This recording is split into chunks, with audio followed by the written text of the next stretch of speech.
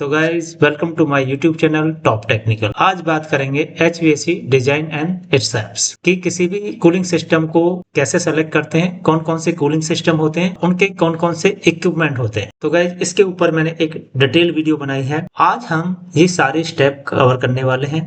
जो लोग डिजाइन में है या प्रोजेक्ट में है या ऑपरेशन मेंटेनेंस में है, सभी के लिए ये वीडियो बहुत ज्यादा बेनिफिट होने वाली है। तो गाइज इस वीडियो की हेल्प से आज आप लर्न करोगे और आपके जो बेसिक कंसेप्ट होंगे वो एकदम क्लियर हो जाएंगे और आपको डे टू डे लाइफ में ये हेल्प करेंगे किसी भी कूलिंग सिस्टम को और उसके कंपोनेंट को कैसे सेलेक्ट करते हैं और उनकी क्या इंपॉर्टेंस होती है। तो गाइस चलो चलते हैं नेक्स्ट स्टेप पे। बिना टाइम वेस्ट करे मैं आपको आज ये सिखाऊंगा कि HVAC सिस्टम में इसके कंपोनेंट को कैसे सेलेक्ट करते हैं। आप उनको रेफर कर सकते हो, जैसे कि ventilation and automation, air conditioning load calculation, how to install split AC and testing, chiller COP calculation, cooling tower range and approach, AHU capacity air side and water side, psychometric chart को कैसे पढ़ते हैं, कैसे use करते हैं, how to read temperature, dry bulb and wet bulb temperature, air flow measurement, AHU bypass factor calculation. तो guys इन सभी वीडियो के आपको लिंक डिस्क्रिप्शन बॉक्स में मिलेंगे। अगर आप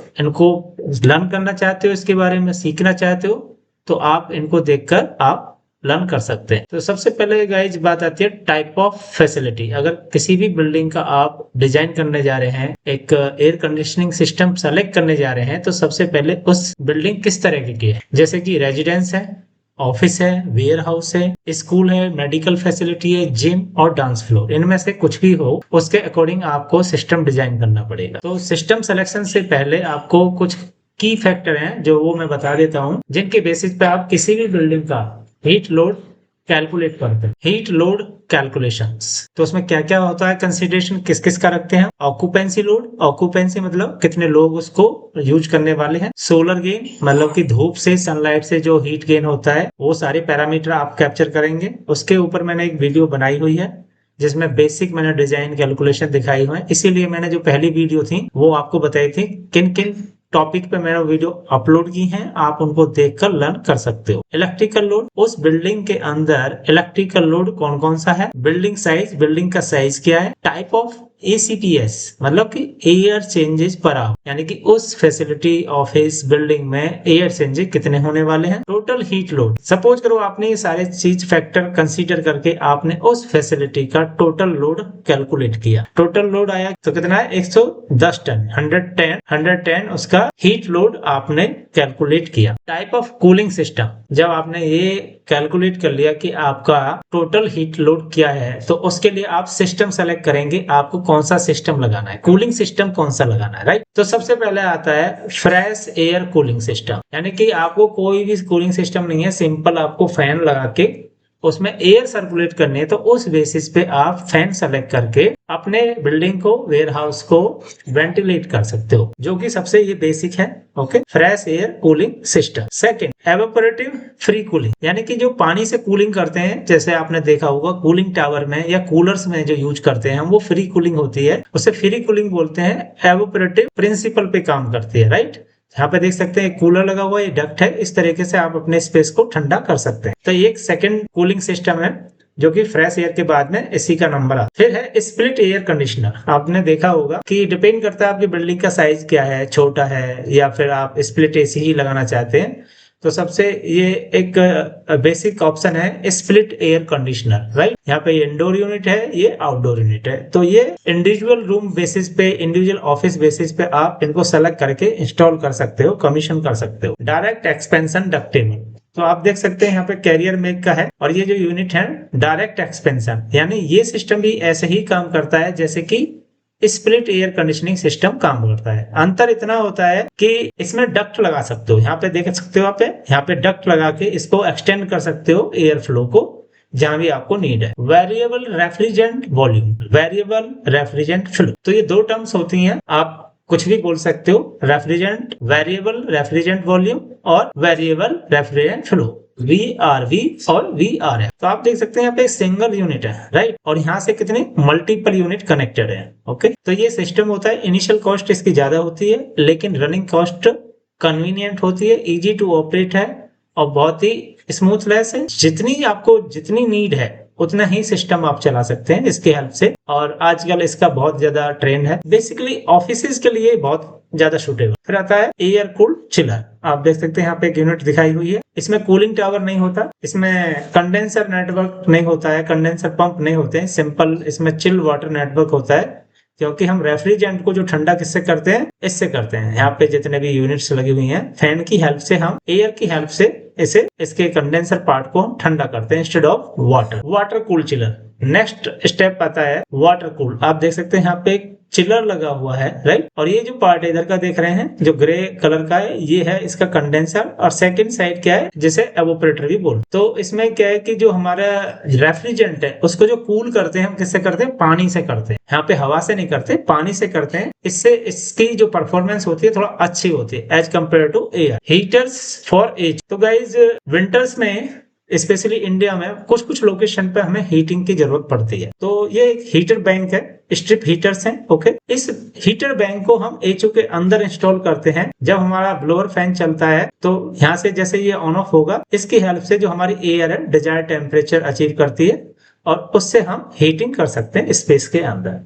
this is the part of as. तो गाइस आज बात करेंगे हम most complex system, centralise cooling system component. सबसे पहले हमें ये जानना जरूरी है उसके कंपोनेंट कौन कौन से हैं। Water cool chiller number 1, primary pump, condenser pump, cooling tower, chilled water piping, condenser water piping, air handling unit, HVAC electrical panel जो सारे सिस्टम को रन करेगा, कंट्रोल करेगा, air separator, expansion tank, makeup water line for chilled water network, makeup water line for cooling tower network. Total heat load कितना हमारा 110 ton. अब बात आती है इस बेस पे हमें क्या डिसाइड करना है। हमें ये डिसाइड करना है कि चिलर किस कंपनी का लेना है। तो जब पहले हम ये डिसाइड करेंगे चिलर किस कंपनी का लेना है, chiller capacity available near to 110 TR as per OEM product. जिस कंपनी का भी आप चिलर सेलेक्ट करना चाहते हैं, हमें ये देखना पड़ेगा कि इस रेंज में, इसके आसपास वो उनके पास कोई मॉडल अवेलेबल है या नहीं। और हमेशा इससे प्लस होना चाहिए, माइनस नहीं, क्योंकि ये हमारी कैलकुलेटेड वैल्यू है। से chiller capacity 125 TR as per OEM original equipment manufacturer. तो कैसे फाइंड करते हैं, चलो वो भी देख लेते हैं। इसको क्लिक करेंगे हम। तो इस तरीके से जिस भी मैन्युफैक्चरर का आपको प्रोडक्ट सेलेक्ट करना है उसकी वेबसाइट पे जाइए और यहाँ देख सकते हैं प्रोडक्ट एंड सॉल्यूशन। इस पे जाएंगे तो आपको इस तरीके से बहुत सारे आपको टैब मिलेंगे जहां से आप रिलेवेंट प्रोडक्ट डेटा डाउनलोड कर सकते हो, जैसे कि air cool chiller, okay, air cool chiller और वाटर कूल चिलर। अब इस पे क्लिक करेंगे तो आपको तो गाइस इस तरीके से आपको मॉडल मिल जाएंगे। और एक मॉडल मैंने डाउनलोड किया हुआ, मैं आपको दिखा देता हूँ। तो गाइस ये मैंने एक ब्राउचर डाउनलोड किया है वेबसाइट से। आप यहाँ देख सकते हैं यॉर्क वाटर कूल चिलर। हमारी रेंज क्या थी, तो हमारी रेंज थी 110 से स्टार्ट होती है। तो आप यहाँ देख सकते हैं 50 to 200 और 125 to 300, यानी कि ये जो मॉडल होगा वो इस रेंज में आपको मिलेगा। तो एग्जैक्ट आपको कौन सा मॉडल चाहिए, आप क्वेरी भेज सकते हैं मैन्युफैक्चरर को, फिर वो आपको बताएगा उस बैंड में कौन सा अवेलेबल है। आप यहाँ से मॉडल सेलेक्ट कर सकते हो, राइट। तो ये पार्ट हो गया गाइस चिलर का, कि हमारी कैपेसिटी कितनी है चिलर की, 125 TR, राइट, 125 टन है। और 1 ton is equal to 2.4 GPM यानी गैलन पर मिनट। तो हमारा वाटर फ्लो कितना होता है 1 टन के लिए, 2.4 GPM गैलन पर मिनट। ये लीटर में नहीं है, गैलन में, राइट, यहाँ पे देख सकते हैं।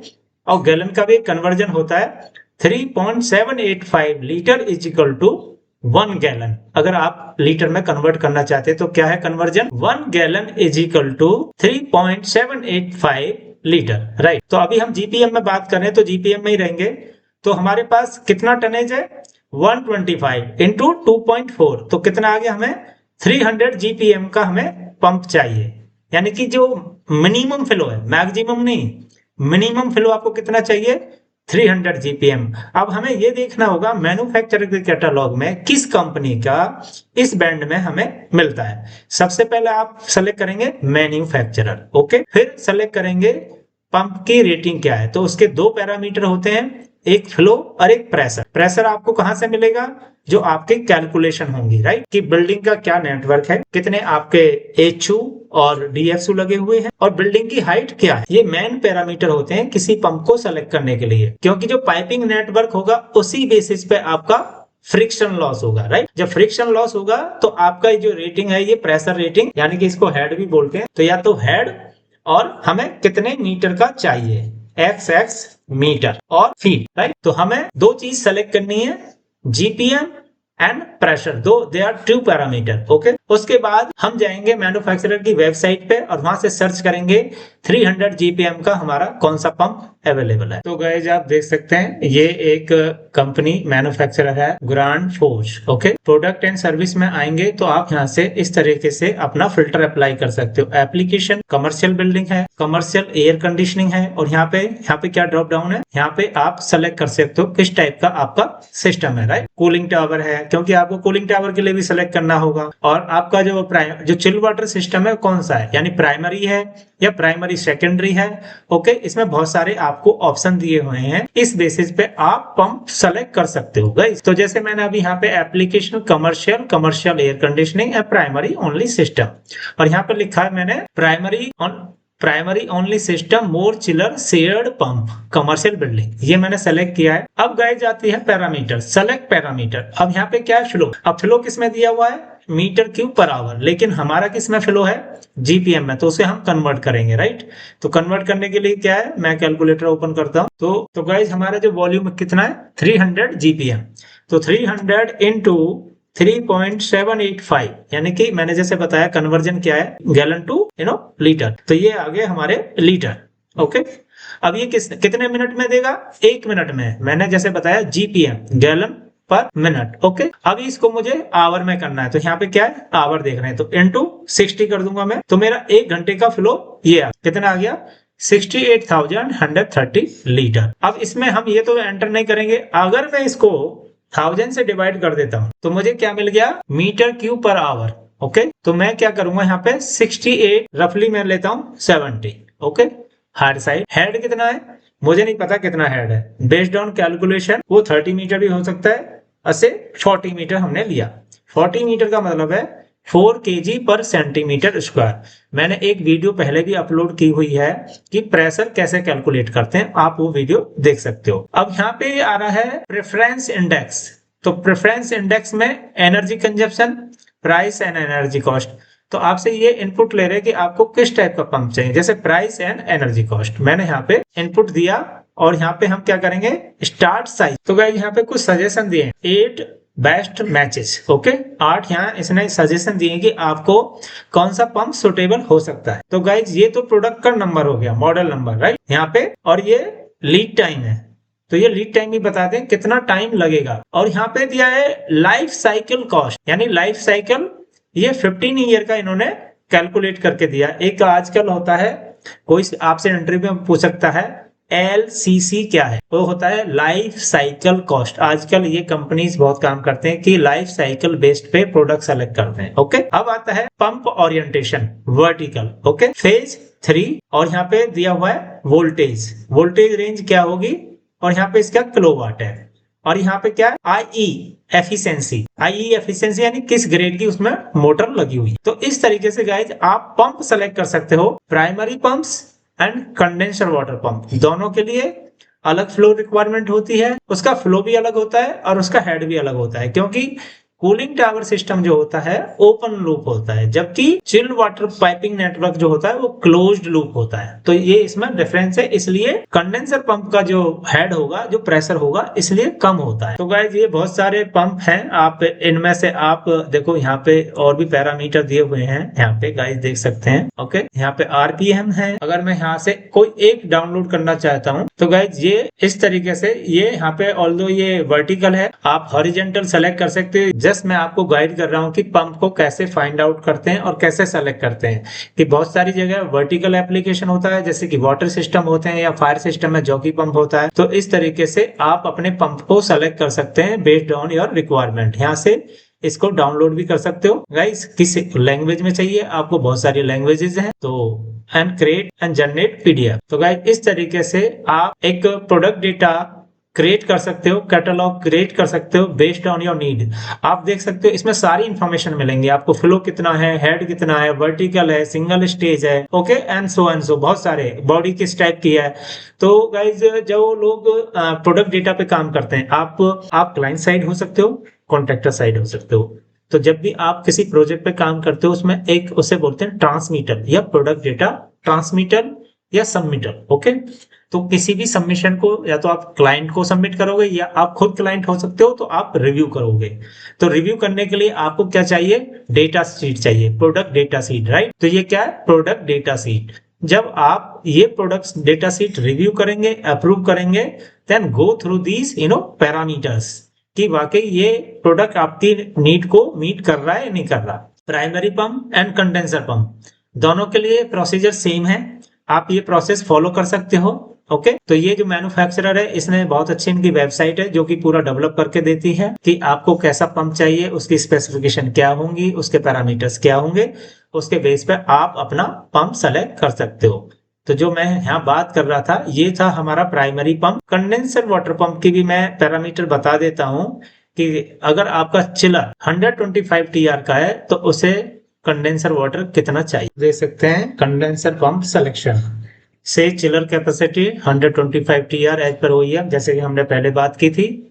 प्राइमरी पंप हमारा कितना था? 300 जीपीएम का था, based on this maximum chiller capacity. तो guys 1 ton is equal to 3 GPM, मतलब कि जो कंडेंसर साइड थोड़ा हायर साइड रखते हैं हम फ्लो को, तो कितना है? 1 ton is equal to 3 GPM. लेकिन चिल वाटर साइड कितना था? 2.4 as a thumb rule, right.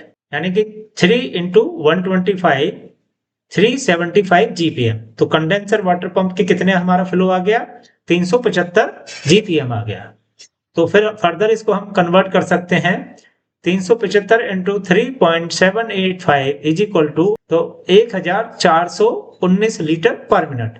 और इसे मीटर क्यूब पर आवर में कन्वर्ट करना होगा, क्योंकि मैन्युफैक्चरर दो तरीके की यूनिट यूज करते हैं, मीटर क्यूब पर आवर आप देख सकते हैं यहाँ पे, या फिर जीपीएम। ओके, कोई भी आप इसमें रेफर कर सकते हो। हेड से 20 मीटर, अगर डिपेंड करता है आपकी कैलकुलेशंस क्या है। ओके, जो कूलिंग टावर है किस लोकेशन पर लगा रहे हैं, कितनी डिस्टेंस है और किस लेवल पे है, या तो बिल्कुल छत पे है, टॉप पे है, टेरेस पर है, या फिर ग्राउंड लेवल पे, ये वेरी करता है, डिपेंड करता है प्रोजेक्ट टू प्रोजेक्ट। तो जैसी लोकेशन होगी आपका जो ये हेड है ये वेरी करेगा, राइट। जो हेड है ये चेंज हो जाएगा। तो जनरली जैसे मैंने अभी कंसीडर किया है, सपोज करो वो ग्राउंड लेवल पे या फर्स्ट फ्लोर लेवल पे है, तो 20 मीटर हेड का जो आपका पंप है वो सफिशिएंट होगा। तो 2 पैरामीटर हो गए, आपका फ्लो हो गया और हेड हो गया। इस तरीके से गाइज आप कंडेंसर पंप सेलेक्ट कर सकते हो based on your maximum tonnage. तो गाइज अब बात करते हैं इक्विपमेंट शेड्यूल, और ये टॉपिक बहुत ज्यादा इंपॉर्टेंट है, आप पेन पेपर लेके नोट कर सकते हो। तो गाइज जो मेरे चैनल पे नए हैं प्लीज लाइक एंड सब्सक्राइब, और हम चलते हैं नेक्स्ट स्टेप की तरफ। तो गाइज ये देख सकते हैं चिलर शेड्यूल। तो चिलर शेड्यूल में हमारे सबसे पहले क्या आती है? Type of chiller. Okay, type of chiller में कौन सा है? वाटर कूल्ड है। ओके, और ये इसकी कैपेसिटी है विच इज मैक्सिमम कैपेसिटी है as per the OEM original equipment manufacturer का जो शेड्यूल है, इक्विपमेंट शेड्यूल, उसके हिसाब से हमने इसको सेलेक्ट किया है। इसका फ्लो क्या है? चिल वाटर फ्लो है। ये यहाँ पे लिखा है एवोपरेटर और कूलर, जहाँ पे आपका चिल वाटर ठंडा होता है। एंटरिंग, ये डिजाइन पैरामीटर है। एंटरिंग वाटर टेम्परेचर कितना है?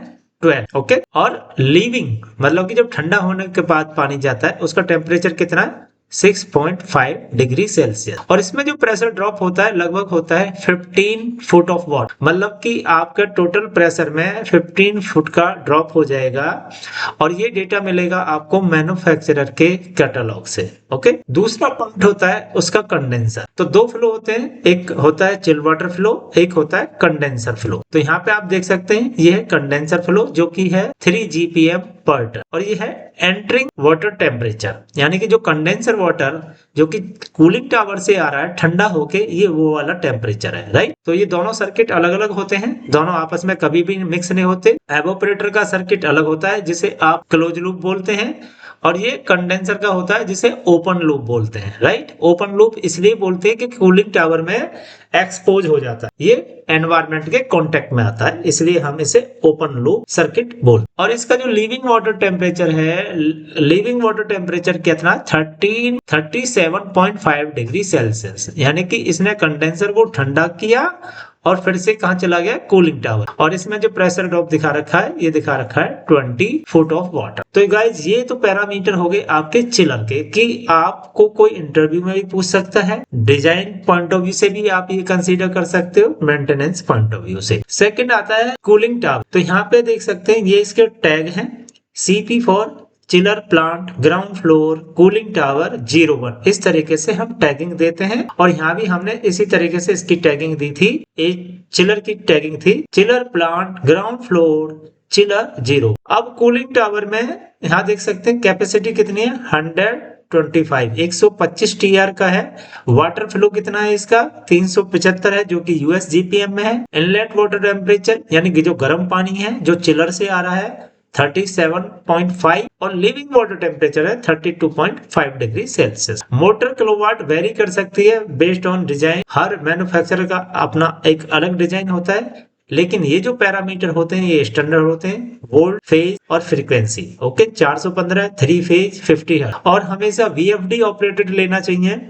इसमें क्या है कि आप अपनी एनर्जी सेव कर सकते हो।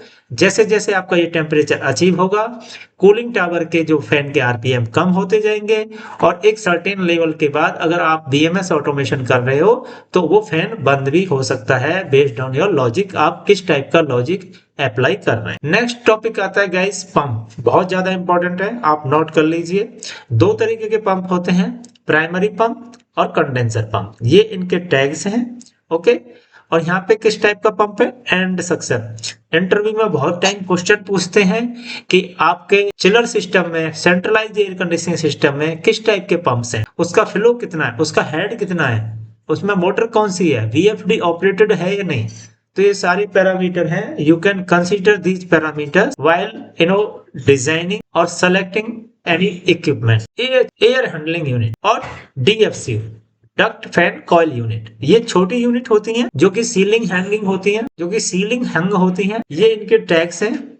ये इसकी कैपेसिटी किसकी है, कूलिंग कॉइल की कैपेसिटी है, राइट। और ये क्या है, इसका एयर फ्लो, जो ब्लोअर फैन होता है उसमें जो एयर डेवलप करता है उसका जो एयर फ्लो है, मैक्सिमम एयर फ्लो ये है। स्टैटिक प्रेशर वेरी कर सकता है based on your ducting type, round duct है, रेक्टेंगुलर डक्ट है, और कितनी लंबी डक्ट है, उसका लेआउट कैसा है, कंस्ट्रक्शन कैसा है। US GPM, ये चिल वाटर सप्लाई है किसके लिए, कूलिंग कॉइल के लिए। कूलिंग कॉइल में चिल वाटर सप्लाई कितना होगा। EWT, एंटरिंग वाटर टेम्परेचर, ये एंटरिंग वाटर टेम्परेचर है जो कि चिल वाटर होता है, वो कितने पे एंटर करेगा, 6.5 पे। ये डिजाइन पैरामीटर है गाइस। और जब वहां से निकलेगा, यानी कि जब कॉइल से कॉइल ठंडा हो जाएगा, जब उसकी कूलिंग को यूज कर लेंगे तो उसका टेम्परेचर हो जाएगा 12.5 डिग्री सेल्सियस। ये कम भी हो सकता है, ज्यादा भी हो सकता है, बेस्ड ऑन यानी कि आप किस टाइप का लोड अप्लाई कर रहे हैं। यहाँ पे आउटडोर CFM है, again based on your design, आपका डिजाइन कैसा है ये वेरी करेगा। तो गाइज ये हो गए सारे इक्विपमेंट शेड्यूल। ओके, जब आप किसी भी कूलिंग सिस्टम को सेलेक्ट करते हो तो ये